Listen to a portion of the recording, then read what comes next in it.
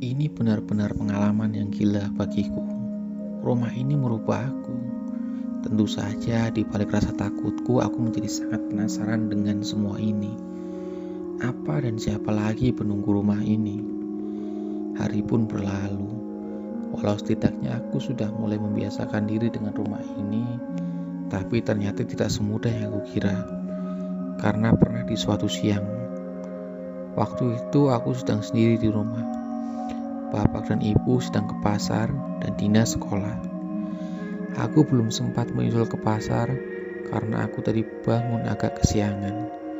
Kebetulan di toko ada barang yang datang pagi, jadi bapak dan ibu berangkat lebih awal. Tidak ada perasaan apa-apa waktu itu.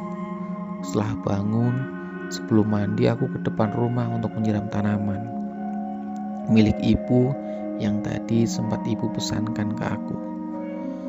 Waktu itu sekitar pukul 10 atau setengah 11-an.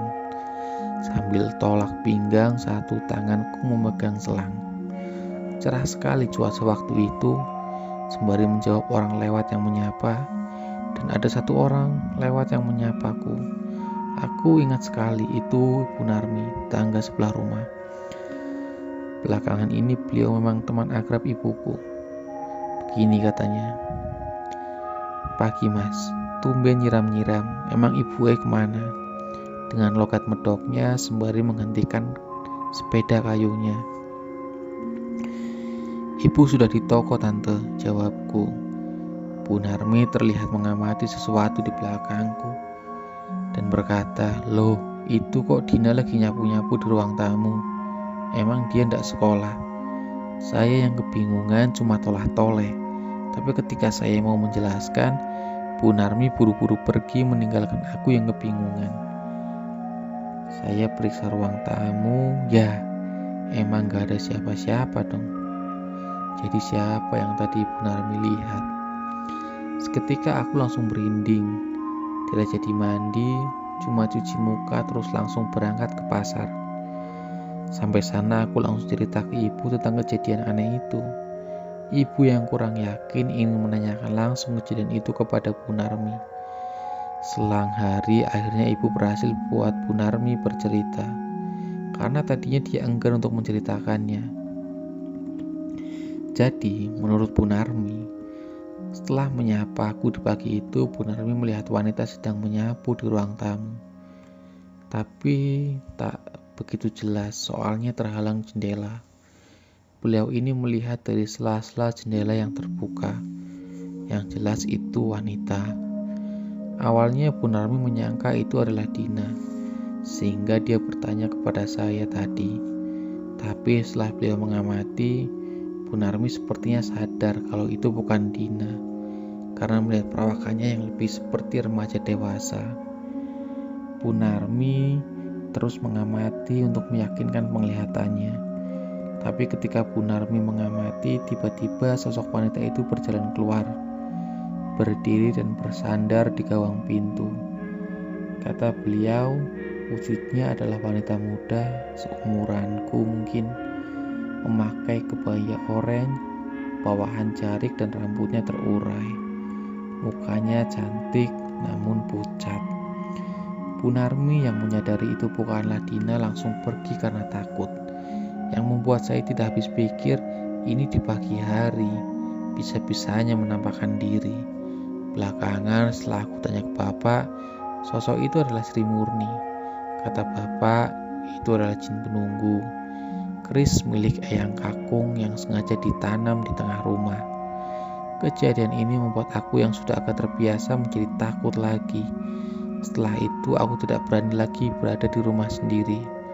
Meski kata bapak penunggu di rumah ini tidak ada yang jahat, tapi ini cukup keterlaluan juga sih.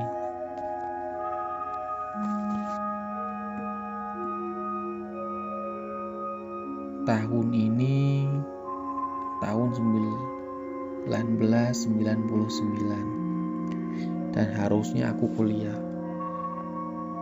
Tapi sepertinya aku sudah nyaman dengan pekerjaanku membantu bapak di toko sembako di Pasar Induk Klaten. Gajinya juga lumayan, 40.000 per hari. Itu sudah cukup banyak untuk waktu itu. Sangat lumayan sekali. Aku tidak perlu minta uang ke orang tua lagi untuk menambah koleksi komikku. Aku juga punya sahabat, anaknya Bu Narmi, Teddy. Kita seumuran dan sama-sama sudah lulus sekolah. Sebenarnya bapak memintaku untuk tetap kuliah agar jadi sarjana, tapi aku menjanjikannya tahun depan.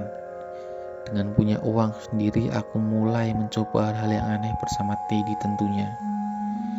Diam-diam kita suka membeli minuman keras.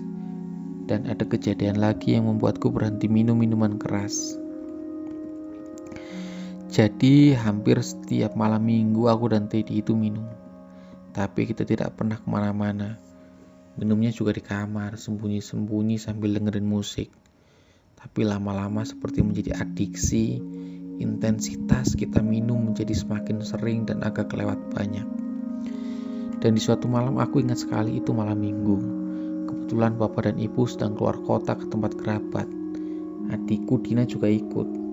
Tadinya aku disuruh ikut tapi aku tidak mau. Dengan alasan ingin jaga rumah. Tumben-tumbenan kata bapakku, padahal sebenarnya ada alasan lain. Mereka berencana akan pulang esok harinya. Aku yang senang bukan kepalang langsung menghampiri Teddy dan meminta izin kepada Bu Narmi agar Teddy menginap di rumahku untuk menemaniku. Kami mengajak 2 orang lagi, sebut saja Denny dan Suryo. Jadi ada 4 orang sekarang di rumahku. Aku, Teddy, Denny, dan Suryo. Tidak lupa aku menyuruh mereka untuk membeli minuman. Kita patungan di situ dan kebeli banyak tuh, sekitar 5 botol. Kita pun minum di situ sambil bermain gitar. Berisik sekali. Kita juga tertawa-tawa. Ketika kita lagi asik gitaran sambil nyanyi, tiba-tiba Suryo menghentikan petikan gitarnya sambil mengendus-endus. Dia bilang, "Kalian nyium bau wangi gak?" "Udahlah, itu biasa," jawab si Teddy. Tapi kemudian ada suara tok-tok-tok dari pintu depan. Denny yang sudah terlihat mabuk langsung membuka jendela itu dan tidak ada siapa-siapa. Kami yang sebenarnya sudah mabuk cuek saja dan terus melanjutkan minum sampai habis. Sekitar jam 12 malam, Denny dan Suryo pamit pulang. Tinggallah aku dan Teddy di rumah. Kami berdua yang sudah agak sempoyongan akhirnya rebahan di kasur sambil memejamkan mata. Disitulah lama-lama sepertinya aku ingin muntah. Karena sudah tidak tahan lagi, akhirnya aku berlari ke kamar mandi dan mengeluarkan semua isi perutku. Saat aku muntah, aku merasa ada yang memijit-mijit tengkuku. Aku mengira itu Teddy. Wah, kebetulan sekali. Aku pun terus muntah. Tapi lama-lama pijitan itu semakin keras dan sakit. Seakan kuku tangannya ikut menekan kulit tengkuku. Telapaknya juga terasa dingin.